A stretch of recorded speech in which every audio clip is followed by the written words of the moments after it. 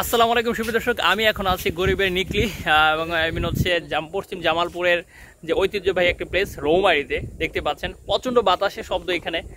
Without microphone ছাড়া আমি যদি আপনাদেরকে একটু দেখাই, আজকে সাধারণত আমরা একটা দাওয়াত আসছিলাম। দাওয়াত শেষ করে আমাদের পাশে যেহেতু রয়েছে মেরিনেট সড়ক, দেখতে পাচ্ছেন হিউজ পরিমাণে রয়েছে। এটা হচ্ছে শেখসাদ এবং টুপকাচরের মধ্যে সংযোগ সড়ক। এই সড়কটা বা রাস্তাটা হওয়াতেই যে রৌমারী বিলটা এটা মানে পর্যটন এলাকা হিসেবে পরিচিতি পেয়েছে এবং সেই সাথে এখানে পার্ক হওয়ার সম্ভাবনা রয়েছে।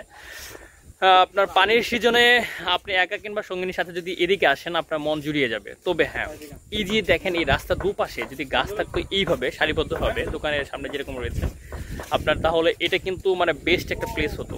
তো যাই হোক, জানি না সেটা হয়তো বা একটা সময় হয়ে যাবে। আস্তে আস্তে লাগিয়েছে, দেখতে পাচ্ছেন পিছনের দিকে। আর টু বি অনেস্ট, সেইখানে আসলে পরে